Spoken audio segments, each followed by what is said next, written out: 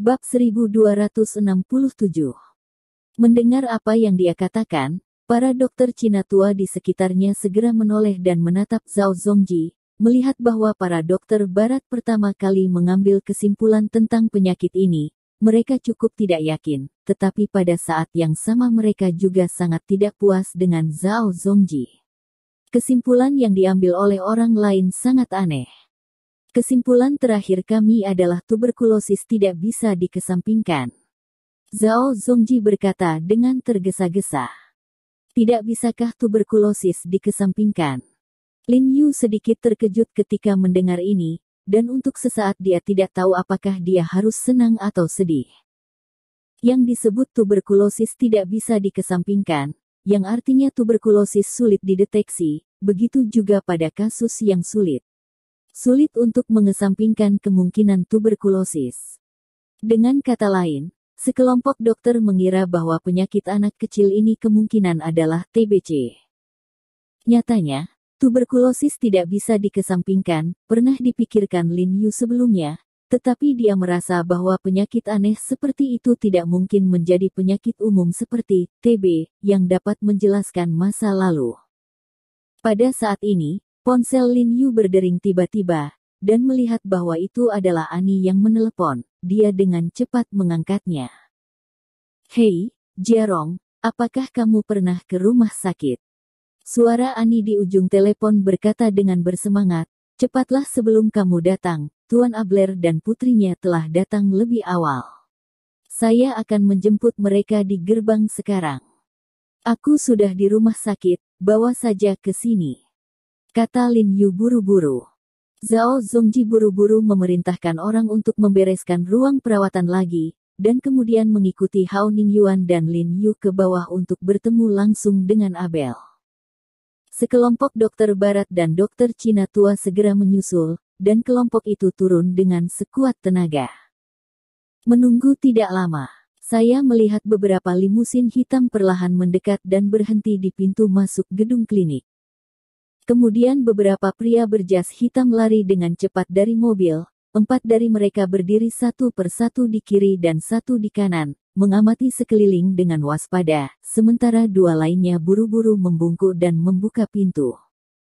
Segera setelah itu, Ani dan seorang pria paruh baya berjubah putih, berperawakan sedang, melihat pria dengan alis tebal, mata besar, dan janggut tebal di mulutnya, penampilan khas Timur Tengah, dan temperamennya tampak sederhana.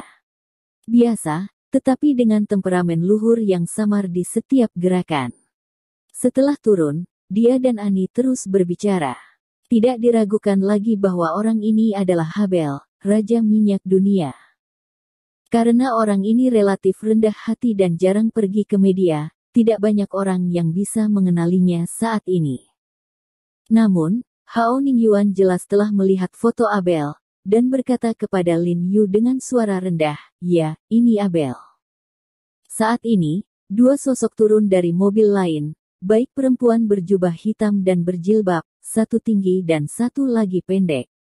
Meski sama-sama menutupi wajah dengan selendang wajah, mereka masih bisa melihat mata telanjang mereka. Dapat dilihat bahwa yang lebih tinggi adalah wanita muda yang lebih tua, sedangkan yang lebih pendek adalah gadis remaja. Hanya saja gadis itu terlihat sangat lemah. Setelah keluar dari mobil, dia telah memegang erat tangan wanita yang lebih tua itu, seolah-olah dia bisa berdiri kokoh hanya dengan bantuan kekuatan dari luar, dan bahkan jika dia memegang tangan wanita yang lebih tua, tubuhnya sedikit miring. Hampir seluruh orang harus meringkuk di pelukan wanita yang lebih tua. Ekspresi Lin Yu sedikit berubah, dan dia melihat dari dekat ke gadis berjubah hitam, menebak bahwa gadis ini adalah putri Abel.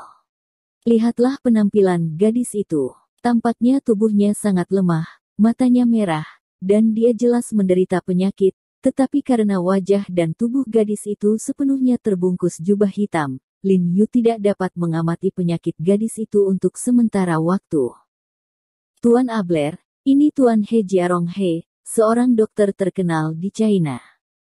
Pada saat ini, Ani membawa Abler dan memperkenalkannya pada Lin Yu dalam bahasa Inggris yang fasih. Abler, halo, Senang bertemu Anda. Lin Yu dengan cepat mengulurkan tangannya dan berjabat tangan dengan Abler.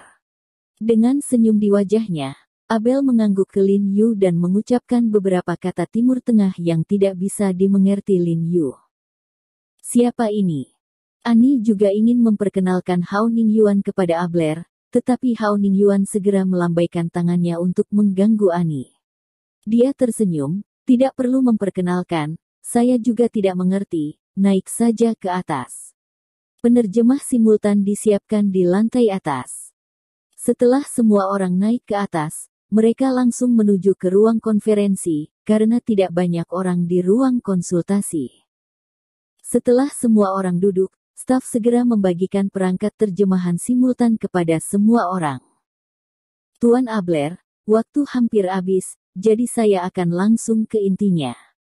Apakah Anda sudah membawa rekam medis putri Anda? Lin Yu langsung bertanya pada Chong Abule. Melihat bahwa Lin Yu adalah orang pertama yang mengajukan pertanyaan, Abel tidak bisa membantu tetapi melirik Ani dengan heran jelas, dia mempercayai Ani lebih dari Lin Yu orang asing. Ani tersenyum pada Abler dan berkata, Abler, Anda bisa langsung menjawab kata-kata dokter. Hei, secara langsung. Apa yang dia tanyakan adalah apa yang saya minta. Oh, dia asistenmu. Abler tiba-tiba menyadari bahwa Lin Yu disalahartikan sebagai asisten Ani. Lin Yu tersenyum, tetapi tidak menjelaskan banyak. Saya membawa catatan medis putri saya, tetapi kami pergi dengan terburu-buru ketika kami meninggalkan hotel. Lupa mengambilnya. Abel menjawab, tetapi saya telah meminta sekretaris saya untuk mendapatkannya kembali, dan akan segera dikirimkan. Kalau begitu Anda bisa memberitahu kami tentang timbulnya Ling Ai terlebih dahulu, bagaimana dia tertular penyakit ini? Apa gejala mulainya? Lin Yu sedikit mengernyit, tanya penasaran. Mampu mengingat dengan cermat, lalu berkata, anak perempuan saya sangat menyukai olahraga sejak kecil. Sepulang sekolah, dia akan berolahraga selama 1 jam setiap hari. Di antara semua jenis olahraga, favoritnya adalah lari. Setiap hari, dia harus lari sejauh 3 km, jadi tubuhnya sangat sehat, dari masa kanak-kanak hingga dewasa, hampir jarang sakit. Tapi, hari itu putriku lari di halaman belakang kami seperti biasa, lari, dan tiba-tiba darah keluar dari hidungnya, dia akan kembali ke rumah untuk membersihkan. Tapi dia hanya berjalan beberapa langkah sebelum tiba-tiba jatuh. Berbicara tentang ini, ada secercah rasa sakit di ekspresi Abel saat dia berdiri di depan jendela lantai atas melihat putrinya berlari. Jadi saya menyaksikan pemandangan ini dengan mata kepala sendiri.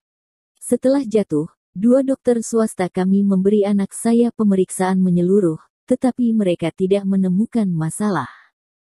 Kulit Abel menjadi semakin sedih, dan suaranya menjadi rendah.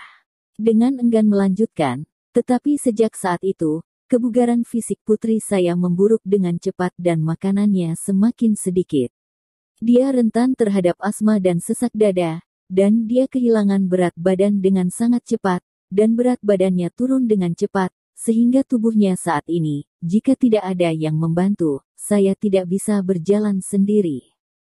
Kutukan Dewa Biru. Mendengarkan perkataan Abel, Li Zhensheng di belakang Lin Yu tidak dapat menahan nafas.